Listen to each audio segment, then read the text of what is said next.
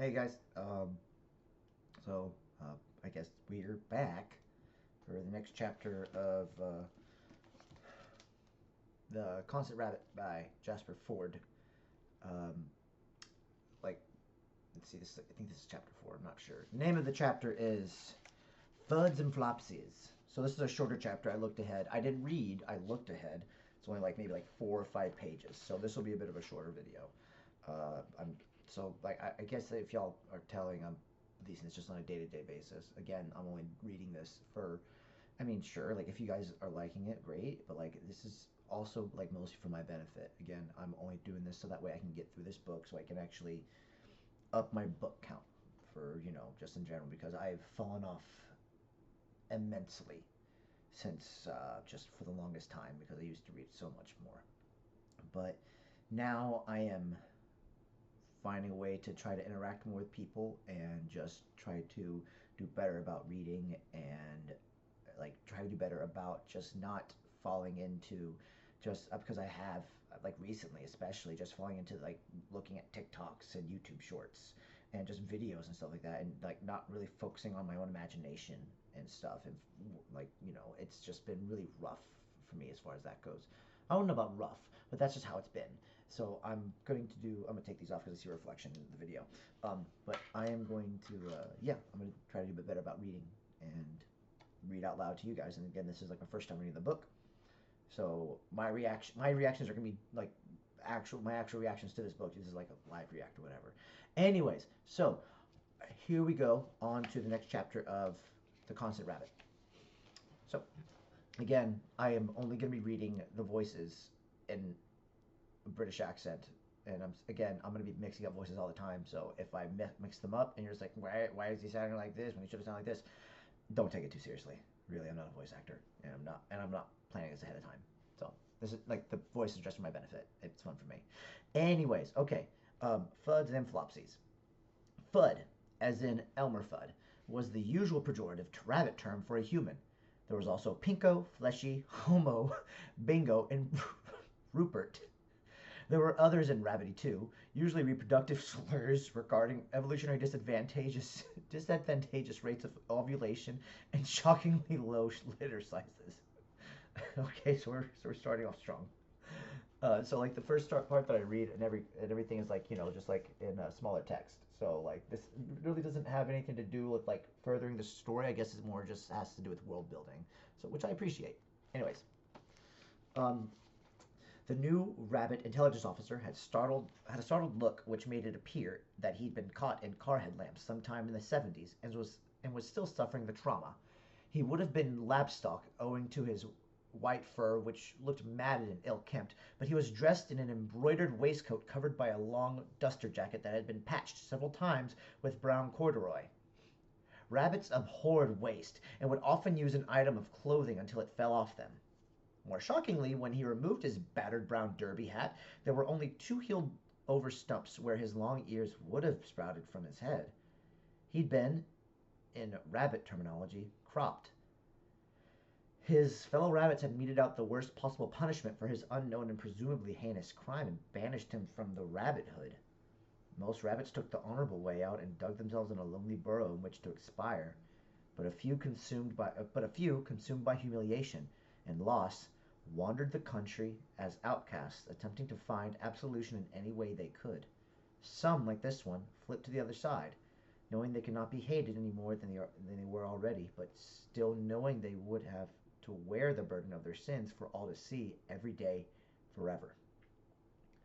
A rabbit without ears, a rabbit would say, is less of a rabbit than nothing. One of the officers might have stared for longer than was polite, for the earless rabbit said in a low, unusually threatening growl, "What are you looking at? What are you staring at, Fudd?" "Nothing," said the officer. This is Agent Douglas AY-002, said Fleming, introducing the cropped rabbit warmly and warmly. "This is Agent Douglas AY-002, said Fleming, introducing the cropped rabbit warmly, and to low gasps of recognition from the room.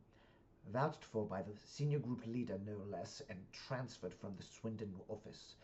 Treat him as you would a human." she added, enthused by having a rabbit on side against the rabbit. His record is exemplary, his dislikes of rabbits well known. I too had heard of this rabbit before, though I had not met him. All rabbits who had turned against their own were cropped, but that wasn't in itself enough. To be fully trusted, rabbits in the employ of the task force would be expected to demonstrate their anti-rabbit credentials, and in this respect, AY-002's reputation preceded him. It was his usual method for extracting intelligence from any recalcitrant RECalcitrant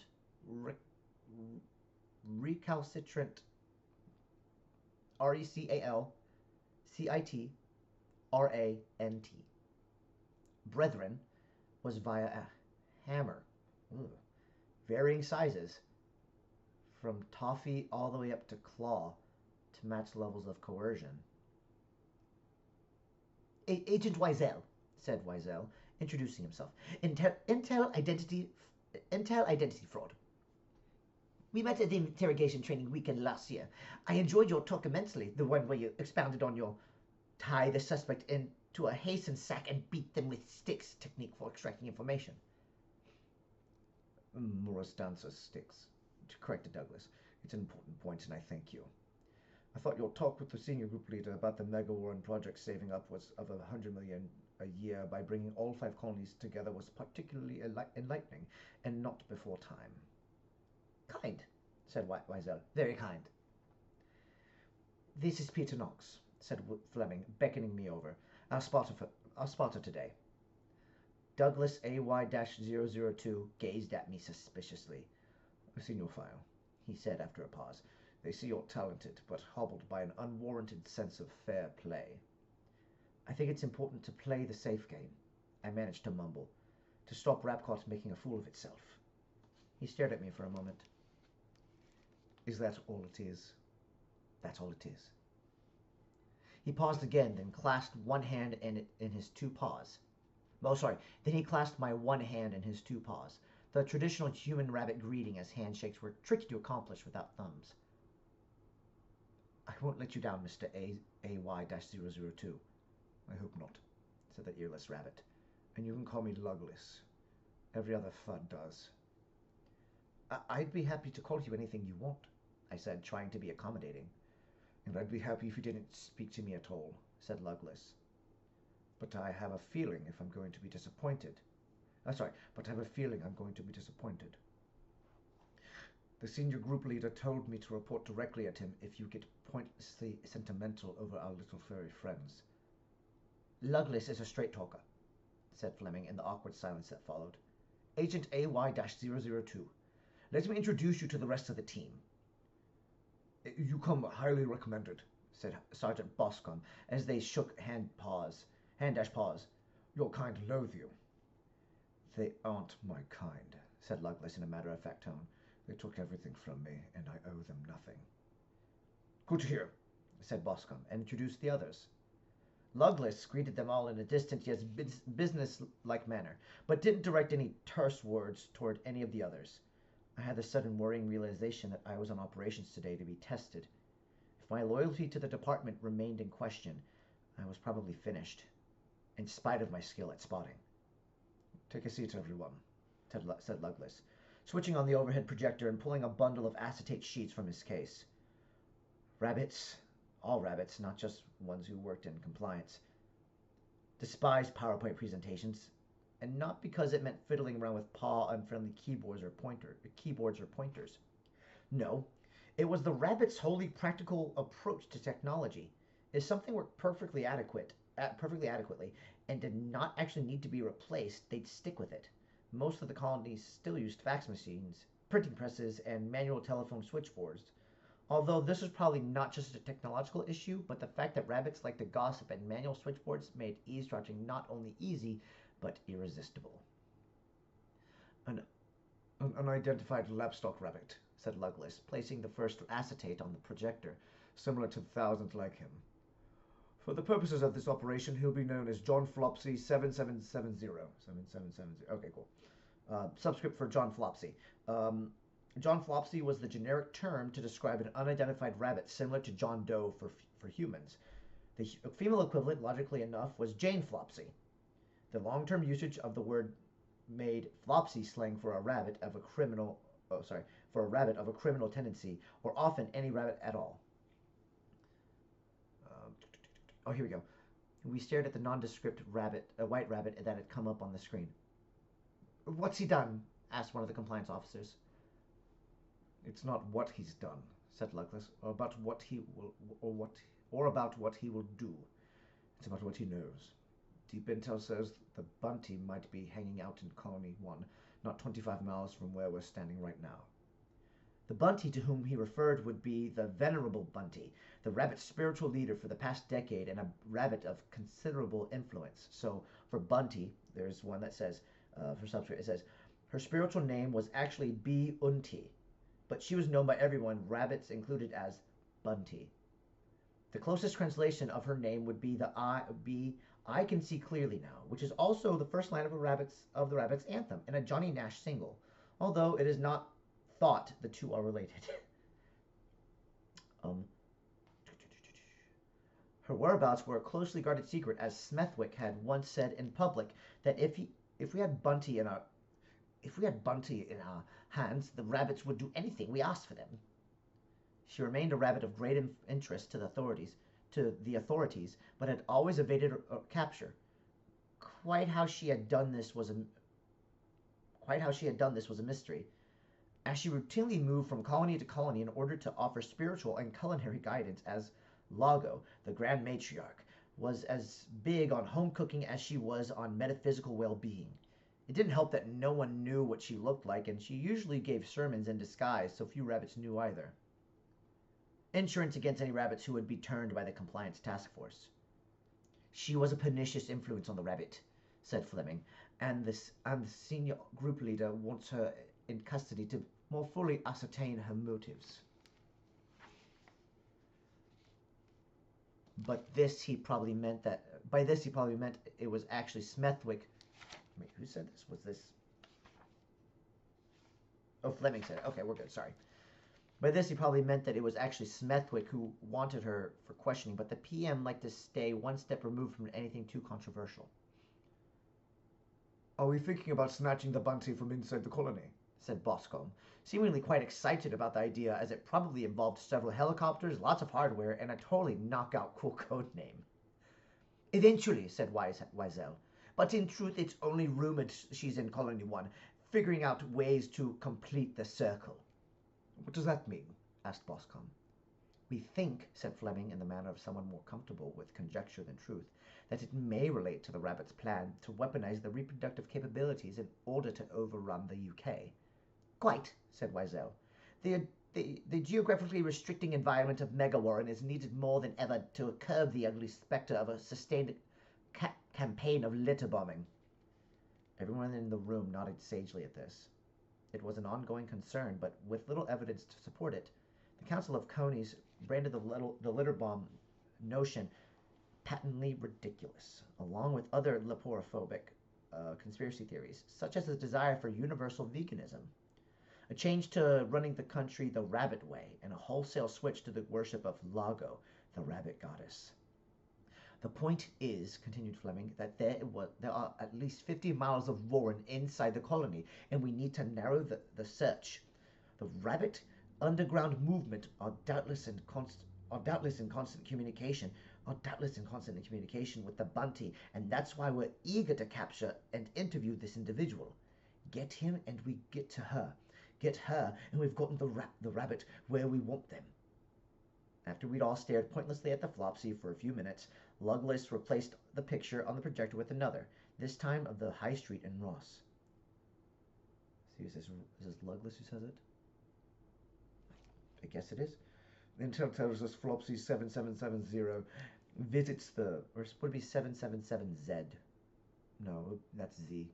0. Visits the post office in Ross on Y every Tuesday to post letters to the other colonies. He uses the exterior pillar box and ensures he is there at the time of the 4 p.m. postal collection so he can add them to the mailbag directly. It's not exactly a freshly pulled carrot, but I think Flopsy 7770 is acting suspiciously enough to warrant further investigation. So for the thing, it says it's not exactly a freshly pulled carrot. It says rabbit slang for a smoking gun, dead cert or done deal. Lapstocks are almost impossible to break. Lapstocks are almost impossible to break, murmured Boscombe. This was true. When your kind were vivisected before the spontaneous anthropomorphizing event, it kind of made the continuous application of harsh coercive force indistinguishable from last Tuesday. Anyone in the rabbit underground who held sensitive material and had to go off colony was usually labstock for this precise reason. I haven't met a rabbit I couldn't turn, said Lugless in an ominous manner. Gathering intel in the old days had been easy because rabbits were so trusting, but they had wised up over the years and now adopted a blank expression while blinking approach to law enforcement questions, which was devastatingly effective. But rabbits knew how to get to other rabbits, especially if they could feign dominance and had no ears, which is about as creepy and shocking to them as seeing someone with half a face might be to us. Okay then, said Lugless, laying another sheet of acetate on the overhead projector with his very precise plan on it. This is how we're going to do it. It was pretty much a standard sharp arrest. Always unexpected, always fast. An escaping rabbit might take 3 to 5 seconds to get up to a fast enough run to initiate the first bounce. And after that, only an officer with a powerful net gun could bring one down. And that was a weapon that had limited range and required the team to know in which direction the rabbit might go. And almost an impossible task. Trounce before bounce was the guiding policy. As Lugless outlined the plan, everyone took notes. All the officers were to be in civilian clothes and ready to pounce on Flopsies 7770 the moment he posted the letters. There were questions and answers until most of the officers were satisfied. Wiesel wouldn't be coming as he was easily recognized, but Lugless would be present coordinating the grab, but in disguise, he said, which I was intrigued about. Rabbits had a hard time looking like anything but rabbits. What's my function in all this? I asked. You're plan B. You're to get a good look at the Flopsy before the arrest, just in case he slips through our fingers. You can ID him later. I can't guarantee that, I said. He's a lapstock. Lugless stared at me in a dangerous sort of way. But I'll do my best, I added. I really hope so, said Lugless. For your sake. The briefing broke up 10 minutes later. And that's the chapter. Like I said, it was a short chapter, about 6 pages. We're on page 40 right now. And the next chapter, chapter 5, is Ross and Rabbits. So I'll be getting that one done tomorrow. I'm going to be posting this one. It is currently 9:58, almost 10 o'clock. I'm Central Time. Pacific, not Pacific. I'm Central Time. So yeah, I'll be getting this posted up, put on the thing. Make sure you go and check the Amazon link to actually buy the book. It's really well done. I really like it. It's really funny and kind of scary with some of the stuff that they're putting in there. Yeah, that hammer thing was rough to think about. But yeah, hope y'all enjoying this. I'm enjoying it. So yeah, let's see. There are how many pages? I don't know how many chapters. They don't have chapter like numbers. But there are 306 pages. We are on page 40. Well, we're going to be going into page 41. We just finished page 40. So, yeah. I hope y'all enjoying it. Like I said, I am. And, yeah, like, comment, subscribe, all that fun stuff. And, yeah. Thank you.